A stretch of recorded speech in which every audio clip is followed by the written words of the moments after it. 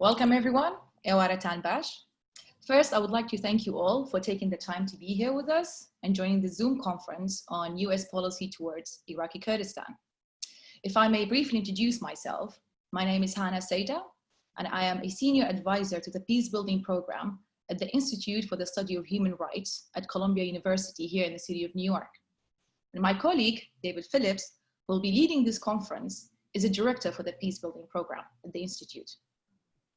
Mr. Phillips has been involved with Kurdistan issues since his visit to Halabja in 1991.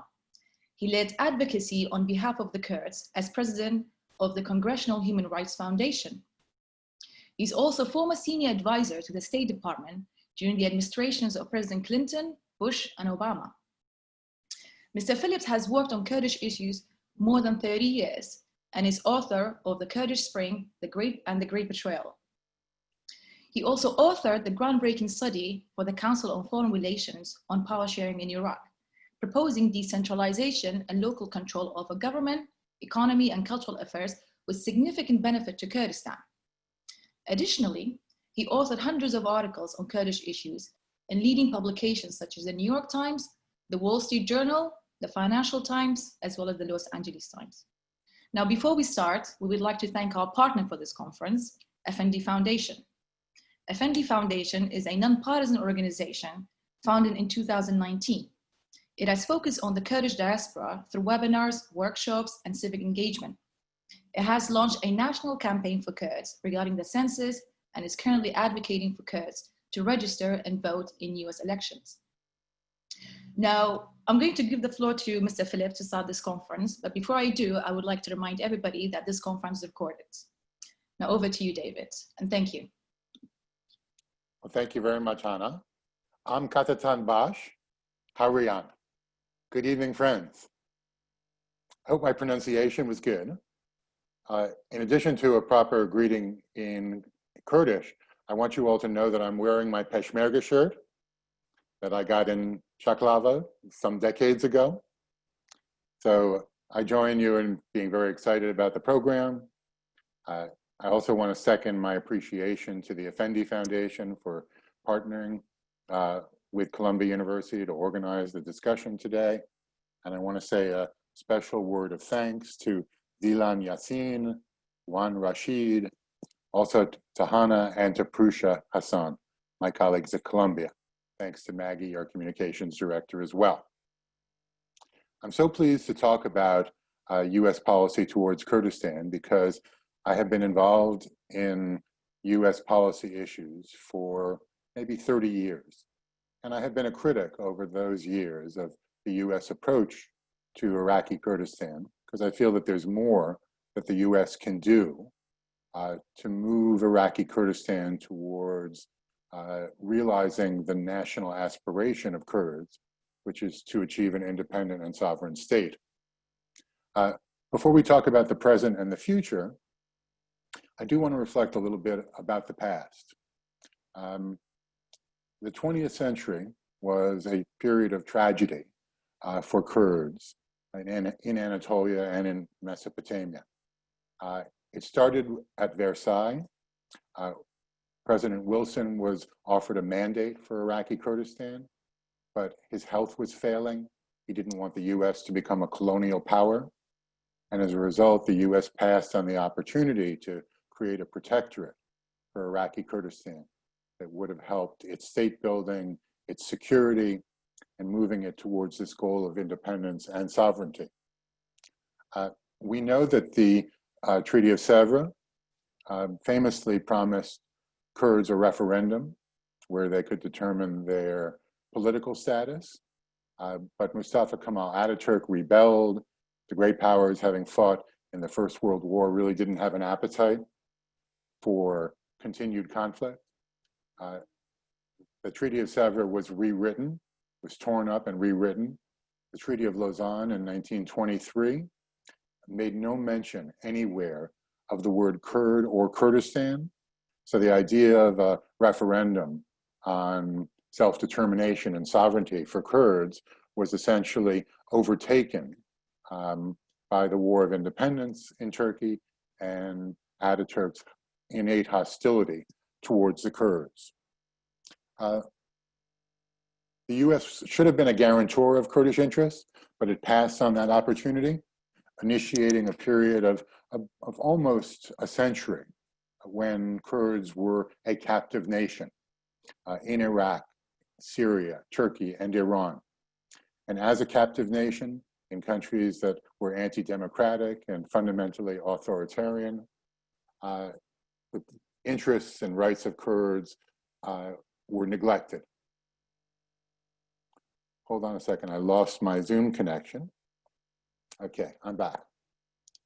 So that neglect of the Kurds lasted for many years until the beginning of the 21st century. I was a part of the Future of Iraq project, which was an effort by the Bush administration to engage Kurds in a discussion about their future in Iraq. Many Iraqis, not just Kurds, were involved in those discussions. The Kurds made a point of insisting that their interests in Iraq was restricted to seeing the country become a federal democratic republic. And they were extremely cooperative. When there was a crisis at the London conference in December of 2002 about a transitional committee, it was the Kurdish delegation that gave up some seats so that Iraqi Shiites could be more fully represented. So for the duration of my involvement with Iraq's political transition, it always fell to the Kurds to make sacrifices, to work cooperatively with the US, and also to engage other Iraqis in a collaborative relationship to stabilize the country and establish security after decades of tyranny under Saddam Hussein and the Ba'ath Party.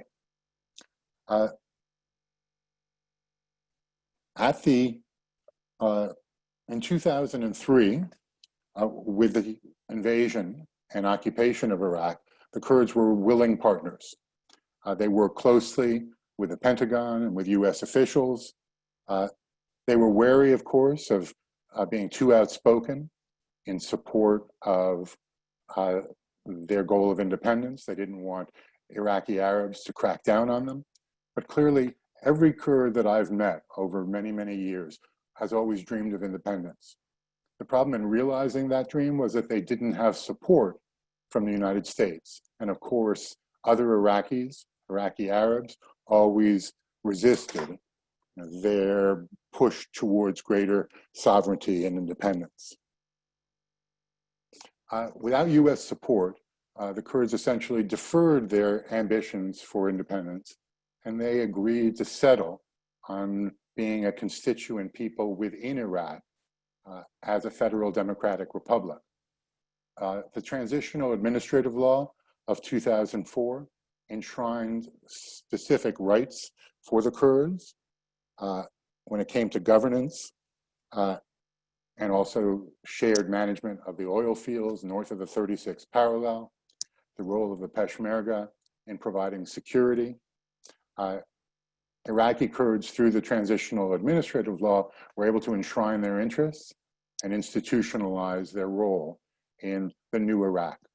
The Constitution the following year was negotiated by US officials with Iraqis, and Iraqi Kurds played a pivotal role in mobilizing support for a new constitution that dealt with some of the most difficult issues in Iraq: ownership of oil and energy resources, the role of religion, how to establish federal entities that were representative of various peoples, and also Iraq's future transition towards democracy.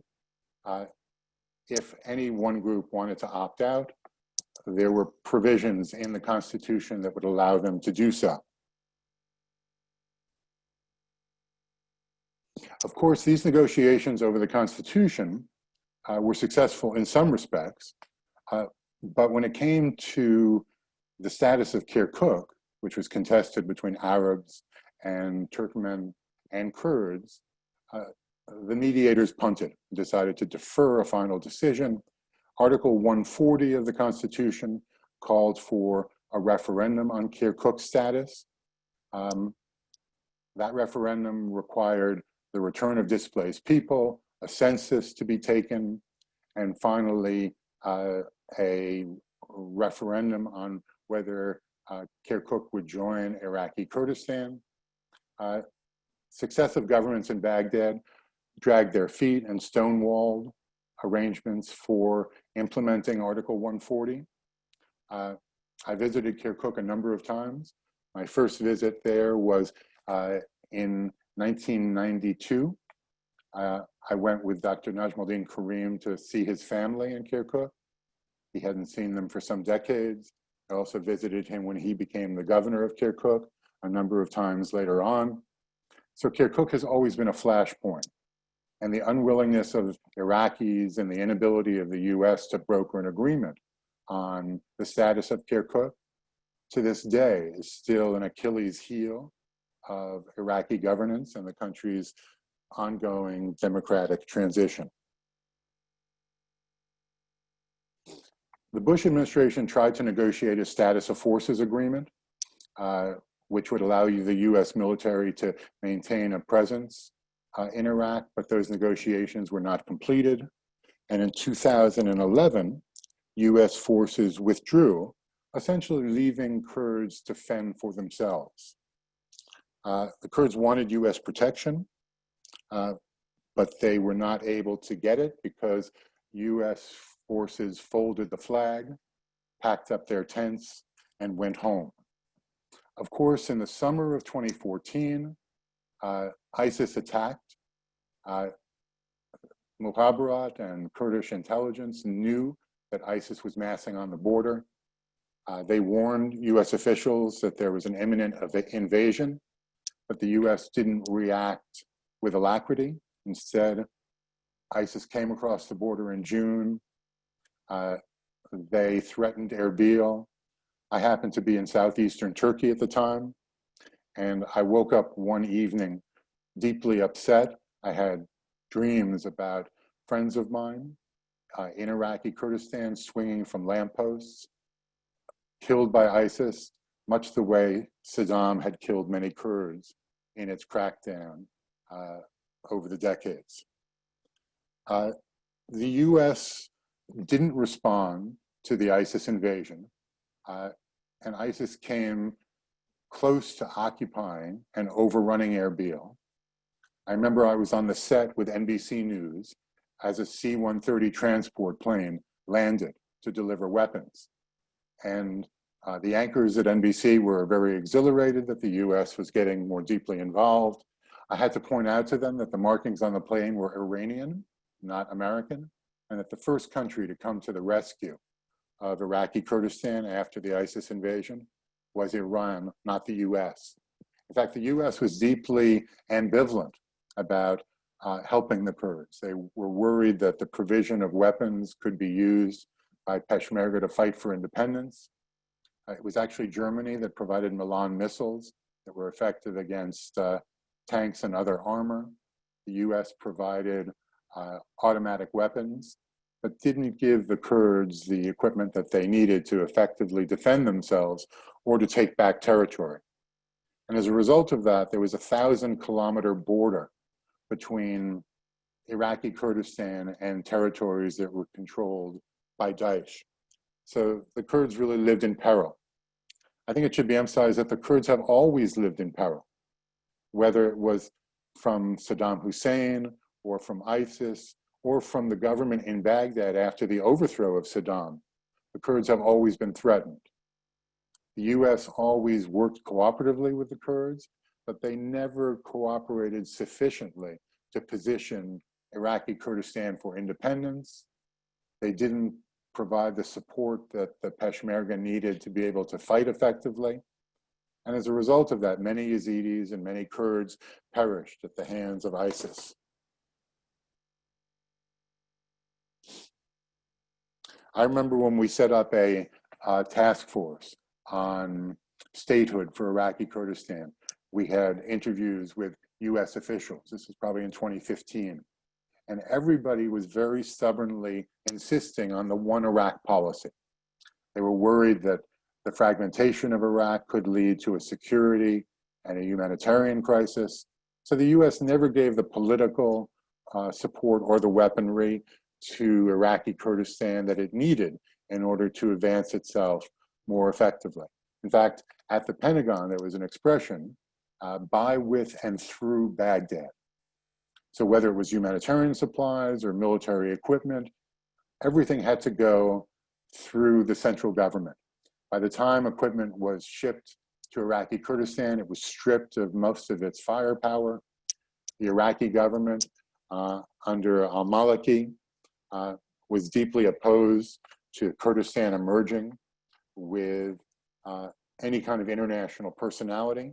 And Maliki did his utmost to limit the potential of Kurds to realize and be in a position to move towards independence. Meanwhile, in Iraqi Kurdistan, there was a political crisis. The presidency term of Masoud Barzani had expired. He extended that term. He insisted on conducting a referendum on independence, not only because it was the dream of every Kurd, but it was also his legacy. He wanted very much to see Kurdistan become independent. I remember that he went into a meeting at the White House.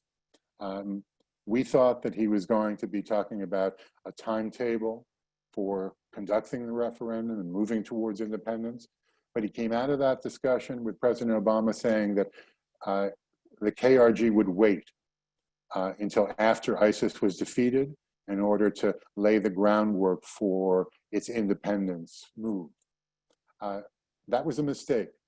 As long as the Peshmerga were needed to defeat ISIS, President Barzani could have relied on more extensive US support, but he tried to be a team player without fully appreciating the extent to which the US was committed to its one Iraq policy.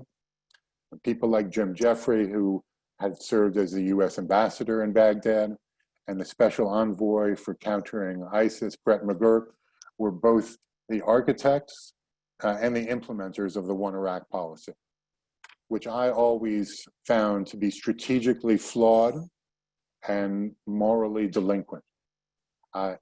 If the US had supported independence for Iraqi Kurdistan, it would have had a positive effect on democratization elsewhere in Iraq. It also would have galvanized Kurds across the region to become more engaged in the democratic development of in their own countries. So the failure of the US to fully appreciate the democratic goals of the Kurds and to support them was a big setback for US interests, not only in Iraq, but across the region. Barzani was committed to moving forward, and he announced a date for a referendum on independence, September 25th of 2017. I remember speaking outside the UN, and the big worry was how would the frontline states of Turkey and Iran react when Kurds voted for independence? And vote for independence they did. 92.7% of those who voted voted to leave Iraq and to disassociate, initiating a process towards negotiations about achieving their own independent state. I was deeply disappointed that the US stuck to the one Iraq policy, that we didn't support Kurdistan's independence. The one Iraq policy was wrong from the beginning, but it was something that had become a mantra in Washington. And likewise, the status of Kirkuk became another flashpoint where the US was delinquent in its duties towards the Kurds. On October 15th, 2017, there was a conflict around Kirkuk. The Iranian Revolutionary Guard Corps supported the government of then Premier Haider al-Abadi. Essentially, the Iraqi armed forces had become a proxy for the IRGC, and they came in and they occupied Kirkuk. I remember Imam Jalal Talabani telling me that Kirkuk is like our Jerusalem. All Kurds envisioned a nation, a state, with Kirkuk as its capital. But here too, without US support, that simply was a dream, not a political reality. It seems that President Trump, in his policy towards Iraq, was willfully ignorant of one important fact, that the Peshmerga were recruited to fight against ISIS. As a result of fighting against ISIS, there were 1,700 Peshmerga who died and 10,000 who were wounded. Many of you have probably seen the film Peshmerga by Bernard-Henri Lévy, which is a very dramatic and compelling portrayal of the Peshmerga on the front line. They didn't have the support of the weaponry to really be effective. And frankly, if it weren't for the German Milan missiles, they probably would have been overrun. US air power was pivotal, but it was too late and too little. So the dream of independence that was endorsed by an overwhelming majority of Kurds was deferred. The status of Kirkuk as the hub of Kurdish interests was betrayed. And as a result, now Iraqi Kurdistan remains a part of Iraq. The Kurds themselves don't have the capacity to achieve their independence goal. They believe without the support of the US, and repeatedly over the course of the century, and particularly during the Trump administration, the aspirations and goals and dreams of the Kurds were betrayed. And for this, as an advocate of the Kurds, I feel deep regret. And it wasn't just the Iraqi Kurds who were betrayed. It was Kurds across the region who were betrayed by the Trump administration. We know that on October 6th of 2018, there was a conversation between Turkey's President Tayyip Erdogan and Donald Trump. At the end of the conversation, Trump said, we're just going to withdraw US forces from Rojava, from northern Syria. Turkey came in, they committed terrible atrocities. Hundreds of Kurds were killed. Hundreds of thousands were displaced. Christians were targeted, including Armenians and Syriacs. So not only were Iraqi Kurds let down, Syrian Kurds and Syrian Democratic Forces were let down by the Trump administration. We can say the same thing about Kurds in Iran. The Trump administration was deeply opposed to Iran. It canceled the agreement with Iran over its nuclear program, but it never really organized the Kurds as an ally in moving Iran towards democracy. And as a result, human rights abuses of Kurds in Iran continue unabated. Just this past week, a teacher was arrested and put in jail for teaching in the Kurdish language. And in Turkey itself, I mean, it's a long and sad story. The Turks have constantly cracked down on the Kurds in Turkey. US intelligence was giving them information about PKK positions in Kandil, and Turkey launched heavy sorties and bombing attacks across the border in Iraqi Kurdistan, as well as in parts of eastern Turkey. The US shouldn't have been giving support to Turkey's military operations, and in fact, I've long called for removing the PKK from the list of foreign terrorist organizations.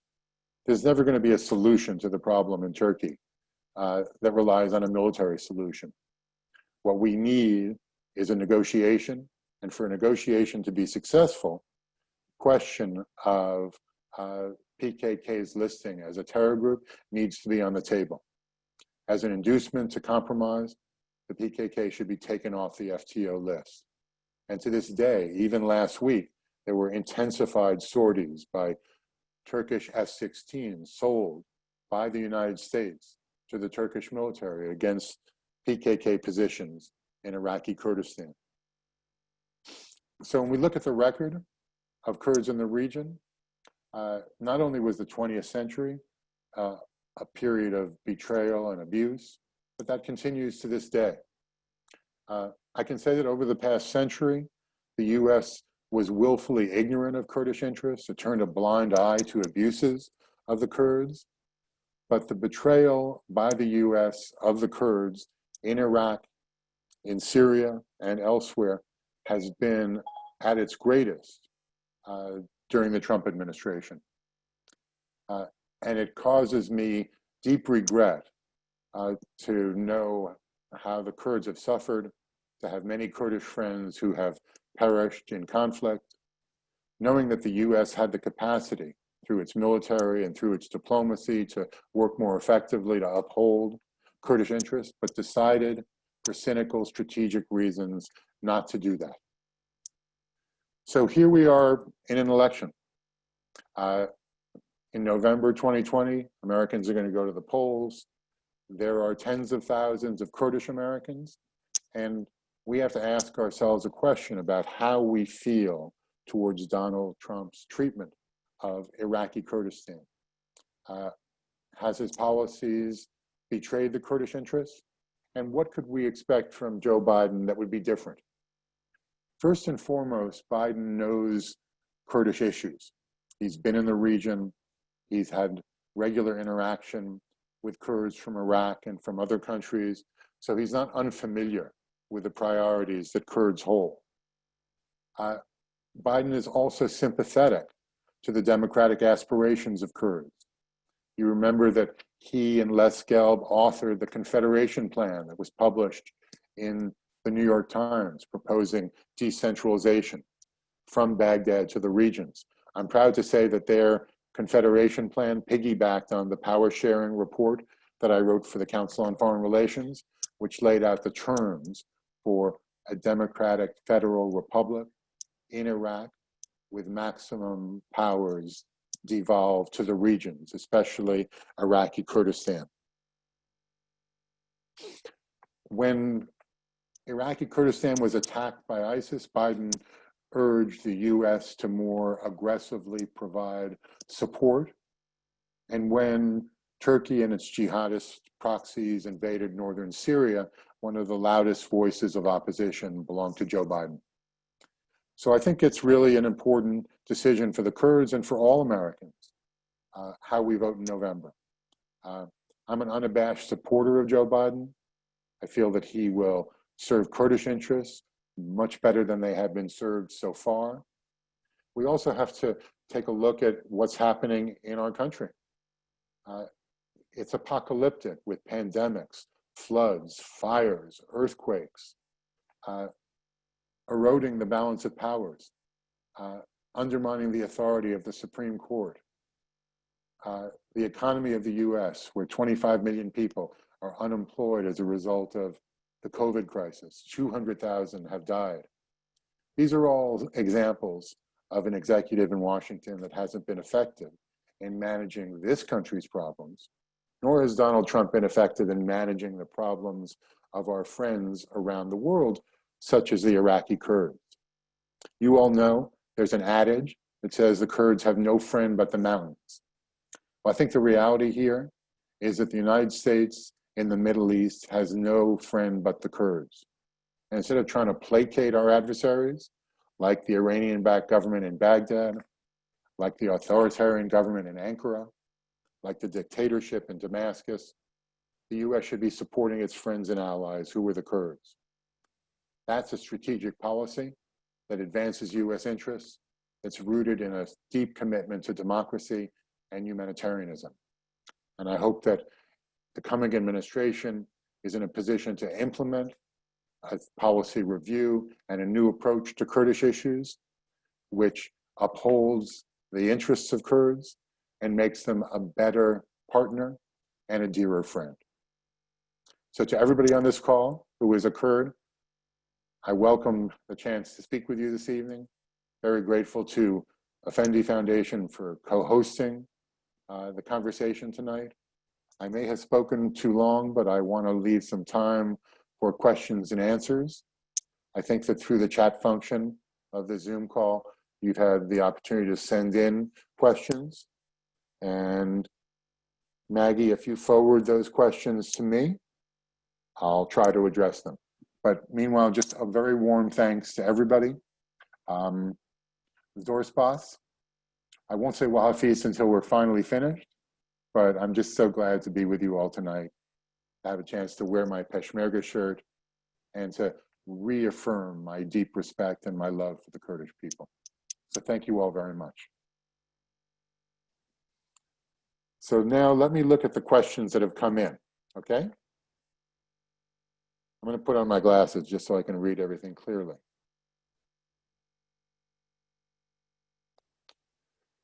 So there's a question about US policy towards the Kurds in the 1970s and whether or not there's been an improvement in the US approach. Let's remember that the Algiers Accord, which was brokered by Henry Kissinger, also represented a profound betrayal of the Kurds. It essentially withdrew US support from Mullah Mustafa Barzani in exchange for an agreement on territorial demarcation surrounding the Shatt al-Arab. And the Kurds were sold out and they suffered as a result. So when I think about the history of betrayal and abuse, that Algiers Accord of 1974, 75, stands out as a real low point. But it doesn't stand alone. The refusal of the US to support the Sèvres Agreement, the Algiers Accord, the way George H.W. Bush encouraged Peshmerga to rise up against Saddam Hussein and then abandon them to a counterattack using helicopter gunships, created 1 million refugees from Iraqi Kurdistan that fled across borders to Iran and to Turkey. Promises that were made to Iraqi Kurds during the transition from Ba'athist rule towards democracy were never fulfilled. Sticking to the one Iraq policy, which I said before was strategically flawed, was also a big mistake of the United States. So though the Algiers Accord was a significant setback, it was by no means the only one. The past few years under the Trump administration have been particularly pronounced when it comes to betrayal and abuse. But sadly, over the past century, the Kurds have been the victim of betrayal and abuse. I hope that in the future, under a Biden administration, that can change. Instead of becoming victims, Kurds should be allies and partners. And I'll do my utmost to see that that goal is realized. So we have another question about what the Kurds can do in the diaspora. So let me take a quick stab at this, and then I'm going to hand it over to our friends from Effendi, who may be able to elaborate on the answer.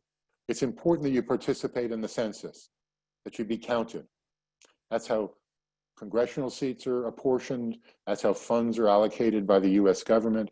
If you don't participate in the census, then when it comes to political representation, you just don't have the representation that you need. You're not acknowledged by the US government. Mobilizing the communities, participating in the census, and then in November, getting out and voting is going to be so critical to Kurdish interests going forward into the future. Since the work of mobilizing the Kurdish community is largely taken on by the Effendi Foundation, maybe I'll take a moment here to ask Juan to elaborate on my response. Juan, do you want to take the floor? You need to unmute yourself, Juan. Okay. Just to answer the question quickly, Effendi Foundation is a nonpartisan organization, and our main goal for the past half year essentially has been the census and now voting and registering Kurds to vote, right? So if you look at the chat, I've put in 2 links. One is my2020census.gov, where you can go in less than 10 minutes. If you haven't filled out the census for your household, you can do it. You may need a 12-digit number, but you can just say you don't have the number and it'll go from there and it'll indicate what you can do to fill it out correctly. Then there's voteamerica.com, where you can put in the state and your information, and it'll help you register online, get an absentee ballot, find your polling location, and to let you know if you've registered. this is really important.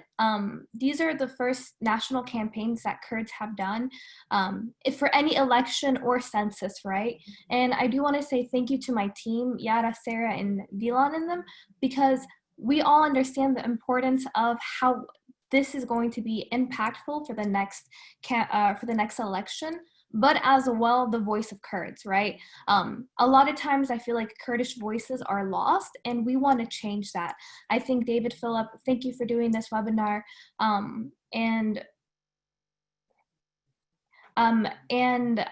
David, I want to thank you for doing this webinar, because it sheds light to a lot of things that Kurds need to know, one, and then two, to have that motivation to vote, right? I was also given a question about why the foundation is called Effendi, which is a term associated with Turks. My grandfather was an educator in very rural areas in Kurdistan about 70 years ago, right? And so they would call educators Effendis. And my grandfather was very adamant on having education for females and males. His whole life, he was always wanting to make sure that people had what they didn't have, for example, the education, the knowledge to, get a job, to have a family. And so I thought that was a great name to name this organization, one, because of what my grandfather stood for, but two, also the forced assimilation that has happened on our people and how we want to take that word back, right?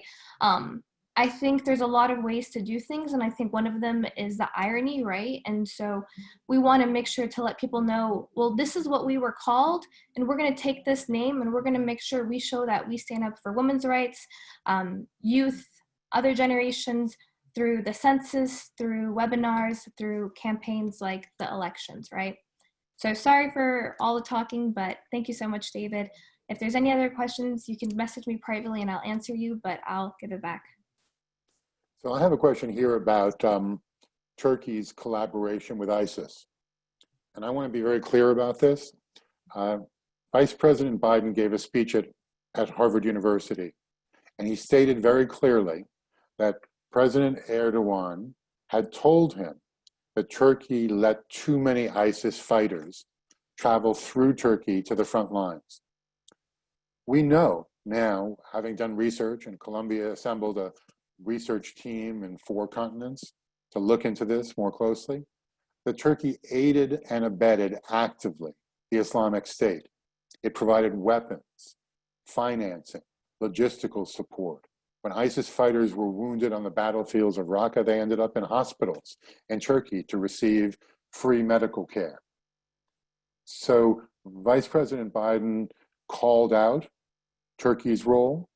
The US could have done more to stop it, but Erdogan was committed to support ISIS because, frankly, in my view, the Justice and Development Party and the Islamic State are both cut from the same cloth.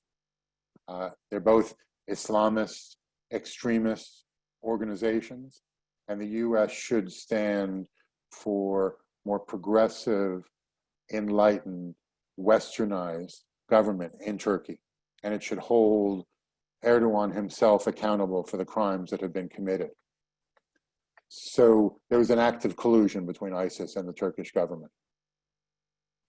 I have another question here about why the US didn't support the referendum and why it turned a blind eye to the occupation of Kirkuk. Frankly, the US has always favored the one Iraq policy. I've been a lone voice over many years advocating self-determination for Kurdistan. And we should keep very much in mind that the 2005 Constitution was a deep compromise for the Kurds. They didn't get what they wanted. In fact, items like the status of Kirkuk were simply deferred. The deal that was made was to establish a federal democratic republic in Iraq in exchange for Iraqi Kurds foregoing their demand for independence. And that deal was broken by Nouri al-Maliki and Haider al-Abadi because they never implemented the commitments in the Constitution. So given the failure of Baghdad to do what it promised it was inevitable that Iraqi Kurds were going to demand a referendum on independence. It was inevitable that Masoud Barzani, who spent his entire life serving the interests of the Kurdish people, who was born under the flag of Kurdistan, would himself steward the referendum going forward. I was deeply disappointed in the Trump administration for failing to support the referendum. And then a 1-2 punch were the events in Kirkuk. Kirkuk was denied its right to affiliate with Iraqi Kurdistan because the US refused to oppose Baghdad. And let me be crystal clear, the government of Iraq is not independent. The government of Iraq is a proxy for Islamist Iran. And the failure to support Kirkuk was a failure by the US to support democracy and a failure to support the Kurds. So those two events, combined with the other historical events of betrayal, really mark a low point for the Kurds. And that's why I say that that betrayal was worse under the Trump administration, because now we have the legacy of a failed referendum on independence, on Kirkuk's status undetermined, many tens of thousands of people displaced from Kirkuk. The former governor of Kirkuk, Najmuddin Karim, had to flee to Erbil. And in my book, The Great Betrayal, How America Abandoned the Kurds and Lost the Middle East, I was able to interview Karim and others who were directly involved. And I'd say that the chapter on what happened in Kirkuk and the failure of the US, the willingness of Brett McGurk and Ambassador Doug Silliman to turn a blind eye and abandon the Kurds in Kirkuk, to undermine the referendum, to me are items of deep shame that the Trump administration will bear. We can reverse that by supporting human rights and democracy, including, as Juan pointed out, women's rights in Kurdistan. But for that to happen, we need a new administration in Washington. And I strongly believe that a Biden administration will be much more friendly and supportive of Kurdish interests. So, I get a little carried away when I talk about the referendum in Kirkuk. Let me go back to the questions that have been asked.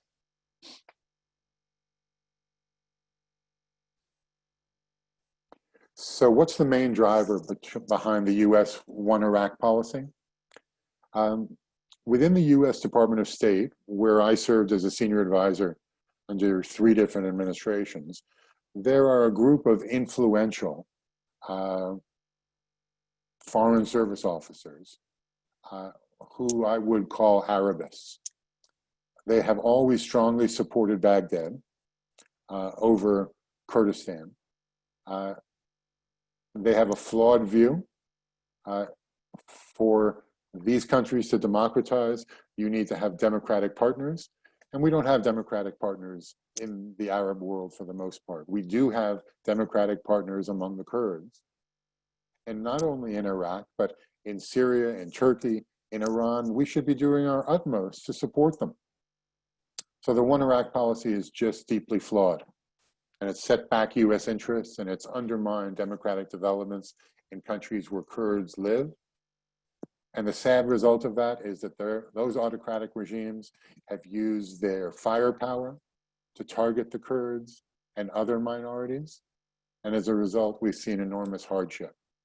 This is a breakdown of political and moral leadership by the United States. Unfortunately, it's occurred successively over different administrations, but it's been particularly pronounced by the Trump administration. You know, when Donald Trump was asked what he thinks about the Kurds, instead of talking about their commitment to democracy, their embrace of human rights, his answer was, they're good fighters.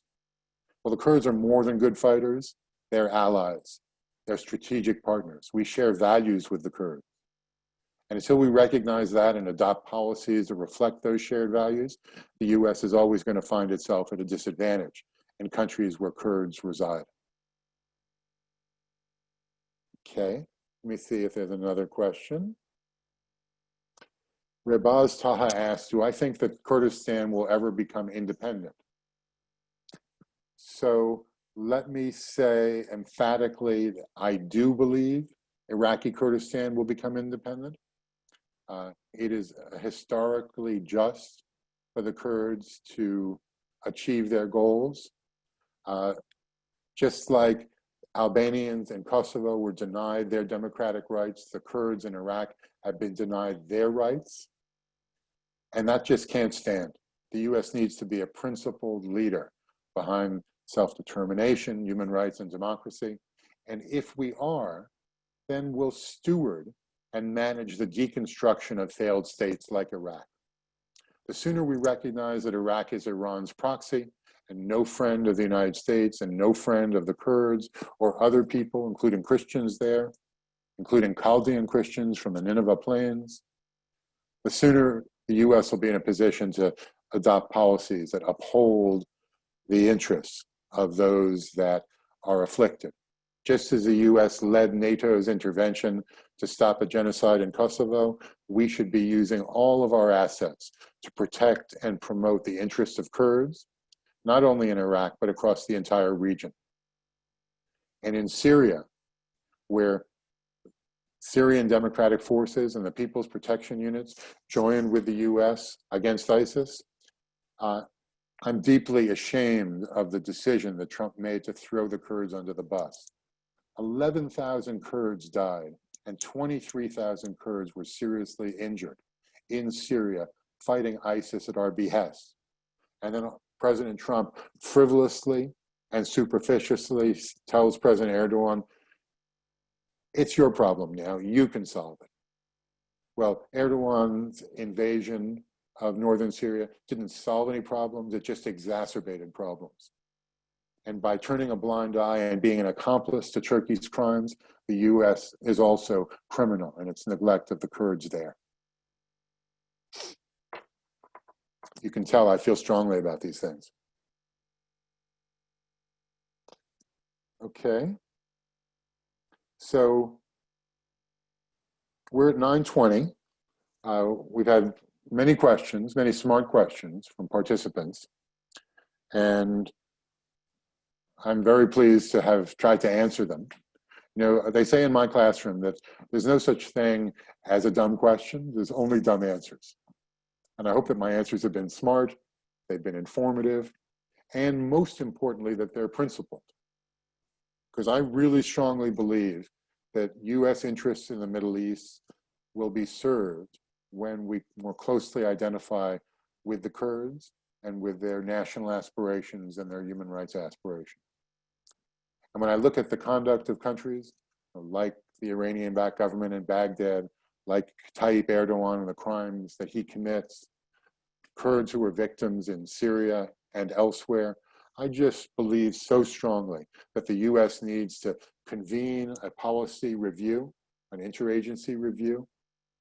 We should appoint a special envoy for Kurdish issues in order to mobilize resources and commitment by the US government to help Kurds in the 4 countries where they live. I know from the past 4 years that the Kurds have been sold out and betrayed again. And I fully expect that an administration that's led by President Joe Biden will be a better friend of the Kurds and we'll be able to move some of these goals forward. In order to do that, we all have to work together. And that doesn't start after the election, that starts yesterday. That's solidified through this webinar, where we all express our commitment to realizing the aspirations of Kurds to live in peace and prosperity, to realize their democratic goals, for the US to support a democratic federal republic, parliamentary system in Iran, to work with minorities in Iran, not only the Kurds, to move the democratic agenda forward. There's so much more that we can do. With principled and enlightened presidential leadership, I'm confident that we'll get there. And with your support, not only now, but in the future, your vigilance in keeping a new administration honest in its commitments to help the Kurds, then Kurdish interests can be upheld. And I give you my personal pledge that I'll do everything within my capacity and my influence to make sure that the Kurds are treated not as foot soldiers, but as friends and partners. It's true, the Kurds have no friend but the mountains, but the US has no friend but the Kurds. And the sooner we realize that, the better off Kurds and Americans will be, as will be the whole region. So maybe with that, we'll conclude our discussion. Are there any final statements? Would Juan or Dilan like to say anything in conclusion? Hannah, do you want to have a final word? Let me pass the floor to Hannah to say a word of conclusion. And before she does, let me further show off my Kurdish language skills by saying Wahafiz, and what an honor it's been for me to join you today. So thank you all very much. All right, well, thank you very much, David. This was very, very, very insightful. I would like to thank once again everybody for showing up, and just to remind everyone that this conference is also recorded and it will go up on our YouTube channel. I think, Maggie, if you can, just a few words where our channel is so everybody can later on view it and watch it. Thank you all very, very much for attending. I'll copy the link on the chat so people know where to go. Great. Thank you all. And thank you, David. Thank you, Juan and Dilan. So as an author, I can't but put in a plug for my most recent books. I mentioned The Great Betrayal, how the US abandoned the Kurds and lost the Middle East. That's published by Bloomsbury. Just yesterday, I got a big box of books from Bloomsbury called Frontline Syria, From Revolution to Proxy War. So not only are we speaking about these things, we're writing about them, we're briefing policymakers, and your voices must be heard. To the extent that I can amplify your concerns and your values and your interests using my voice, you can count on me for that. So to Juan and Dilan and Effendi Foundation, thank you very much. Hannah, you did so much work to organize this collaboratively with Prusha Hassan, my Columbia colleague. I hope Prusha is on the call. I just want to thank you all, late on a Thursday night, for taking time to be together. It's interesting for me because I learned from the questions that you have, and I hope that together we've learned about a way forward which enhances both American and Kurdistan interests. Thank you, David. Thank you, everybody. Okay, so we're adjourned.